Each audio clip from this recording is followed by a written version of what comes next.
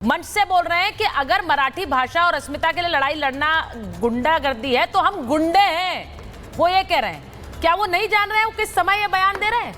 वो जानते हैं, इसीलिए वो ये मंच से कह रहे हैं। और इसका सीधा मतलब है कि इन तस्वीरों को इंडोर्समेंट है।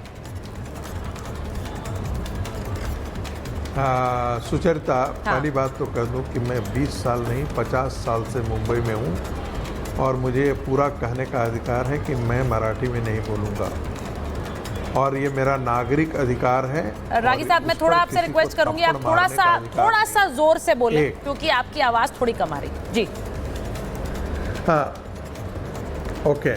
सुचरिता, मेरा कहना है कि मेरा ये नागरिक अधिकार है। मैं भारत का हूँ, महाराष्ट्र का मैं उतना ही अधिकार है जितना बाला साहब ठाकरे के सुपुत्र का है और राज ठाकरे का है।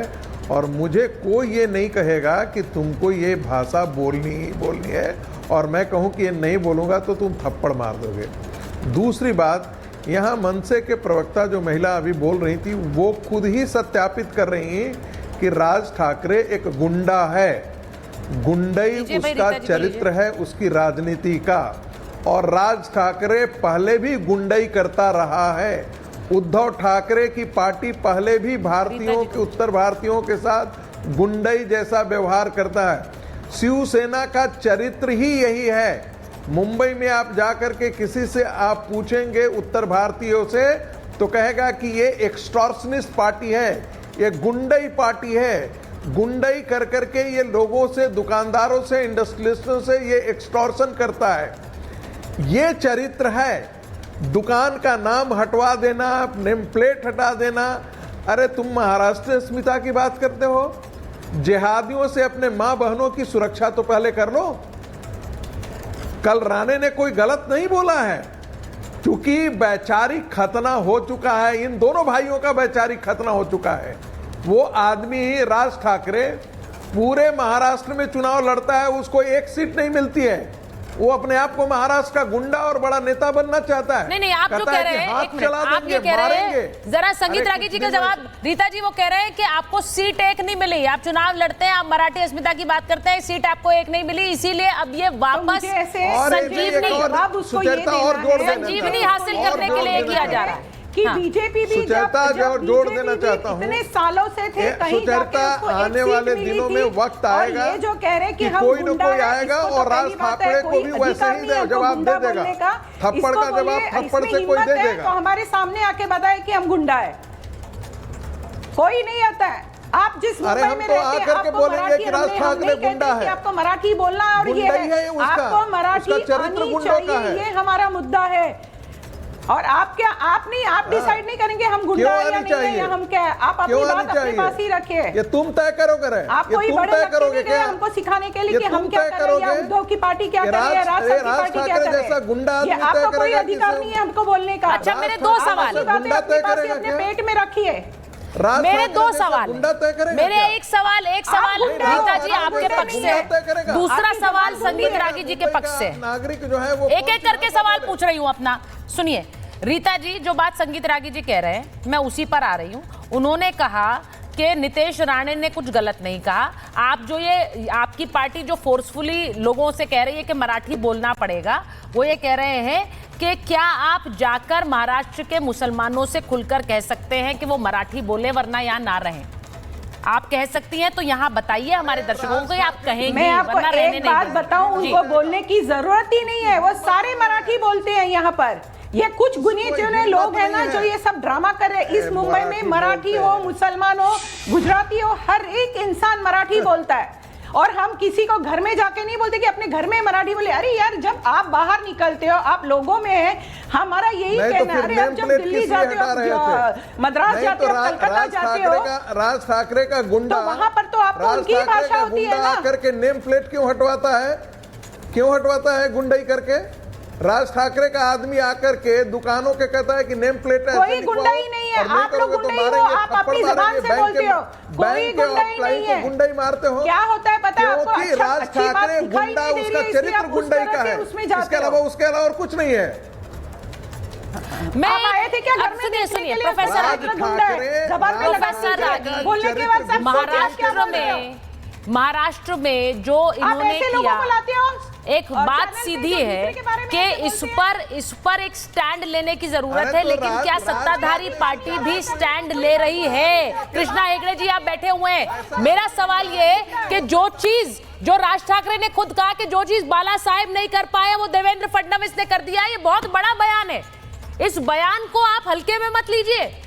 बाला साहेब यानी महाराष्ट्र की सत्ता में या फिर महाराष्ट्र की राजनीति में बाला साहेब ठाकरे का क्या कद है, ये हम सब जानते हैं। जो आप सब मेरे मेहमान बैठे हैं वो जानते हैं, मेरे दर्शक जानते हैं। अब आज अगर वो कह रहे हैं बाला साहेब नहीं कर पाए, देवेंद्र फडणवीस ने कर दिया, तो ये बहुत बड़ा बयान है। इसका क्या मतलब है? दो पार्टियां बाला साहेब के लिए तो साथ नहीं आ पाई, लेकिन क्या वो किस वजह से साथ आई है? मराठी अस्मिता है वजह या फिर सियासी संजीवनी वजह है कि एक संजीवनी चाहिए? मैं पूछ रही हूं आज ये सवाल। किशोर जी जरा बताइए, किशोर जी और कृष्णा जी को लीजिए, क्या सियासी संजीवनी के लिए नहीं आए हैं साथ? किशोर जी बताइए।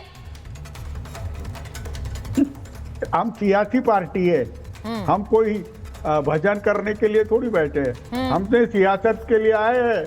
और कृष्णा हेगड़े, हाँ अब तुम है ना टेंट में चले जाओ, हाँ मैं बता रहा हूँ अब शिवसेना का ओरिजिनल रंग दिखेगा, ईवीएम भी नहीं है।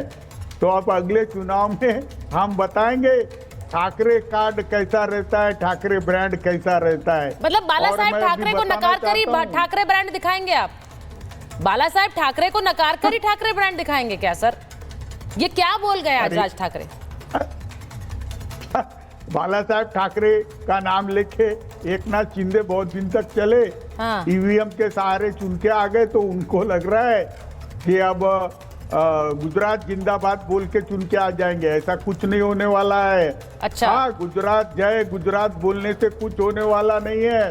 कृष्णा हेगड़े उनको कहो आ जाए, आ जाए, अब एक हो किशोर जी। रहा है, यूनिफिकेशन चल रहा है शिवसेना का, आ जाओ। अच्छा ये लास्ट तुम भी आ समय है जाओ। भाई। अरे कृष्णा बीजेपी हेगड़े जी वाले चैलेंज बैकस्टेपिंग है, चुनौती करते दे रहे हैं आपको, कह रहे हैं ये जो साथ आए देखिए हैं किशोर भाई, तिवारी जी ने इससे आपका किशोर तिवारी सूर्यास्त जी होने और वाला उनके है। पार्टी हाँ। ने नहीं किशोर तिवारी जी और उनके पार्टी ने पिछले 3 सालों में बहुत सारे चैलेंज हमको दिए, हर बार मुंह के बल वो गिरे हैं। लोकसभा में भी ज्यादा परसेंटेज हमने पाया है, विधानसभा में तो इनका सफाया हो गया है, लेकिन मैं उसमें नहीं पढ़ना चाहता हूँ। वो बोल रहे थे कि ईवीएम के वजह से जीते हैं। किशोर जी आप क्यों नहीं जाते हैं और कोर्ट में और याचिका दायर करते हैं इलेक्शन कमीशन के खिलाफ? इधर बोलने से अरे कुछ नहीं होता। आप आपने- अगर कुछ कड़ी अरे कदम नहीं आपने- उठानी है तो आप जाइए, आपने- आपका आपने स्वागत है। जजेस इलेक्शन को भी कमीशन ने मैनेज आपको कर बुलाया है कि आप अरे जाके उधर जजेस को भी दिखाइए मैनेज कि कर ईवीएम लिया में है। क्या गड़बड़ी होती है, नहीं अरे होती है। EVM को या जैसा आप हैक लोगों किया को, वैसा देश के जजेस लोगों को को हैक किया बहकाने है। की कोशिश मत कीजिए। एक ना मैंने देश के लोगों को अरे बहकाने की भैया, कोशिश मत कीजिए। अरे ईवीएम से भैया, अगर कोई कृष्णा- जीतता है तो कृष्णा आपके जी, पास पूरा फ्रीडम है कोर्ट में जजेस जाने को के हैक लिए, किया इलेक्शन है कमीशन में आपने। जाने के लिए। आपने तो जुडिशरी को भी देखिए हैक कर लिया है। आपका मजाक पार्टी नहीं कर रहा हैक मैं, हो गया, आप जुडिशरी संभाल को नहीं हैक पाए। किया है। आपका पार्टी हैक हो गया, आप संभाल नहीं ओह। पाए, आप सोए थे। आपके 40-50 विधायक चले गए इलेक्शन में 80 में से 60 विधायक हमारे ईडी, जीत के आ गए, आप सो ही गए थे उधर से। नहीं 75% हमारा स्ट्राइक रेट था, आपका 15% भी नहीं। चलो वो छोड़ दीजिए, अभी मुद्दे पे आते। देखिए क्या आप किशोर बताया? तिवारी मजाक एक बार जरा आदमी है, बड़ी हमारे खबर मित्र बता हैं। रहे को भूल गया था मैं। मैं एक बार बड़ी खबर बता रही हूँ। राज ठाकरे पर मुख्यमंत्री देवेंद्र फडणवीस का बयान आया है। मुंबई से मराठी लोग को भगाने की कोशिश कर रहे हैं। हम मराठी हैं लेकिन हिंदुत्ववादी हैं। वो कह रहे हैं हमारा हिंदुत्व सबको साथ लेकर चलने का है। मुंबई से मराठी लोगों को इन लोगों ने ही भगाया है, ये कह रहे हैं देवेंद्र फडणवीस। और वो ये भी कह रहे हैं कि हमारा हिंदुत्व सबको साथ लेकर चलने वाला है। इनका हिंदुत्व मतलब बांटने वाला है। क्यों? क्योंकि ये हिंदू लोगों में ही फर्क कर रहे हैं। ये वही बात है जो नितेश राणे ने कल कह दी। तो अब हिंदुत्व की भी एक लड़ाई है, सिर्फ मराठी अस्मिता की लड़ाई